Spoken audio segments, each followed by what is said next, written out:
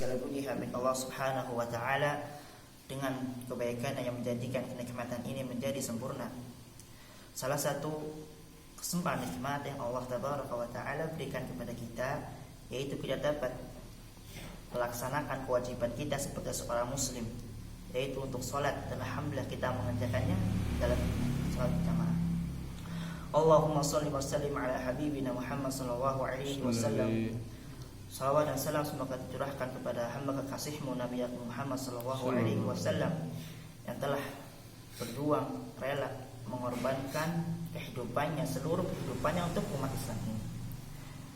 Ahibati fillah, suatu ketika dalam hadis Aisyah radhiyallahu anha bahwasanya Rasulullah sallallahu alaihi wasallam menceritakan kelak pada hari kiamat akan datang seorang, kemudian ia melihat ke sebelah kanannya, ternyata yaitu amalan-amalan yang pernah ia berbuat. Kemudian ia juga melihat ke sebelah kirinya, ternyata amalan-amalan pula yang telah ia berbuat. Maka Rasulullah sallallahu alaihi wasallam bersabda, "Ittaqun nar walau bisyikki tamrah." Jauhlah neraka walaupun engkau bersedekah dengan setengah butir kurma. Ahibati fillah, takwa merupakan kebaikan. Takwa merupakan bekal seorang untuk ia berjumpa dengan Allah Azza wa Jalla. Bahkan takwa merupakan sebaik-baik bekal ketika ia bertemu dengan Allah Tabaraka wa taala. Allah Subhanahu wa taala berfirman, "Wa libasut taqwa dzalika khair." Yang dimana ketika seseorang berjumpa dengan Allah Tabaraka wa taala dengan ia keadaan tidak membawa amal soleh, dengan ia tidak membawa bekal yang cukup, maka ia akan mengalami penyesalan yang begitu besar. Maka ahibati fillah, coba kita pikirkan, untuk apa Allah Tabaraka wa taala menciptakan kita? Untuk apa Allah Azza wa Jalla memberikan kita hidup di dunia ini? Apakah hanya semata-mata untuk kita mencari harta, kerja dari pagi sampai malam, mencari jabatan? Tidak, akan tetapi Allah Tabaraka wa taala menciptakan kita untuk kita mengabdi kepada Allah Tabaraka wa taala, untuk kita beribadah kepada Allah Azza wa Jalla, untuk kita tunduk patuh kepada Allah Tabaraka wa taala. Sebagaimana Allah Subhanahu wa taala berfirman di dalam surat Al-Dzariyat, "Wa ma khalaqtul jinna wal insa illa liya'budun." Ma khalaqtul jinna wal ins, dan tidaklah aku menciptakan jin dan manusia illa liya'budun, untuk beribadah kepada Allah Tabaraka wa taala. Maka ketika seorang itu ia tunduk patuh kepada Allah Subhanahu wa taala, ia beribadah, ia mengabdikan hidup ini hanya untuk Allah Subhanahu wa taala, maka niscaya Allah Subhanahu wa taala akan menjanjikan surga yang penuh dengan kenikmatan. Akan tetapi tatkala ia menjadikan dunia ini sebagai tujuannya, ia lupa untuk apa ia diciptakan, ia lupa untuk apa bahwasanya Allah Subhanahu wa taala menciptakan dia, maka dia akan menjadikan dunia ini sebagai kepuasannya, dunia ini sebagai tempat tujuannya. Dan dimana kalau seorang itu berjumpa dengan Allah Subhanahu wa taala, kemudian ia tidak membawa bekal yang cukup, tidak membawa amal soleh, tatkala ia diberi waktu di dalam dunia ini, maka dia akan menyesali penyesalan. Bahkan orang tersebut meminta akan kembali, dihidupkan kembali, ataupun ia meminta ditunda, ia meminta waktu sebentar. Fayaqula rabbi laula akhartani ila ajalin qarib. Rabbi laula akhartani ila ajalin qarib, wahai Rabbku, sekiranya engkau bisa menunda kematianku, fa asaddaqa wa akum minas solihin, maka akan bersedekah, wa akum minas solihin, maka aku akan menjadi masuk orang-orang yang soleh. Akan tetapi itu tidak akan bisa. Yang dimana ahibati fillah, ketahuilah bahwasanya kehidupan dunia ini sementara. Tanamkan dalam diri kita bahwasanya dunia ini sementara.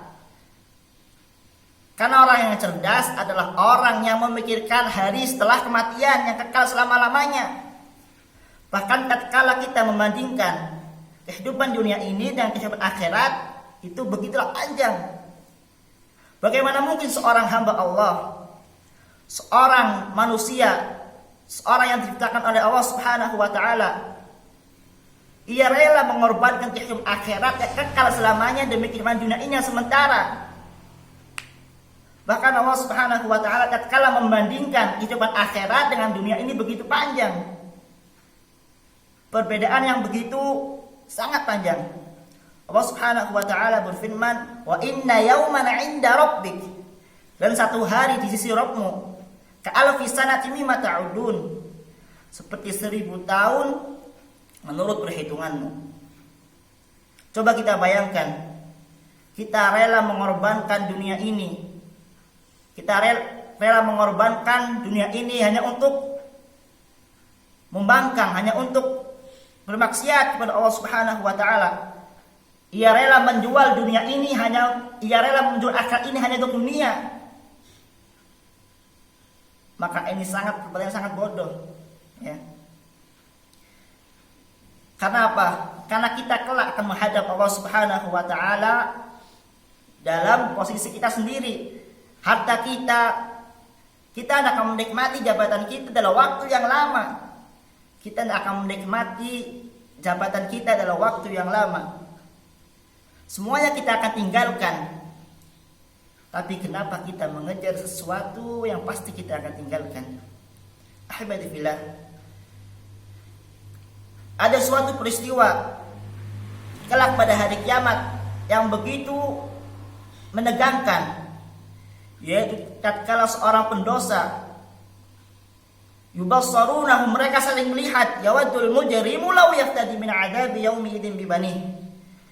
Yaitu tatkala seorang pendosa meminta kepada Allah Subhanahu wa taala akan ditebus anaknya agar terhindar dari adabnya. Wa sahibatihi wa akhihi, bahkan dari istrinya, anak-anaknya. Yang mungkin di mana kita tatkala kita di dunia ini kita sangat mencari anak-anak kita. Kita sangat mencintai istri-istri kita, sangat mencintai anak-anak kita. Akan tetapi tatkala kita berjumpa dengan Allah Subhanahu wa taala dengan keadaan kita bermaksiat, dengan keadaan kita sebagai dicap sebagai orang pendosa, maka kita akan melakukan hal itu pasti.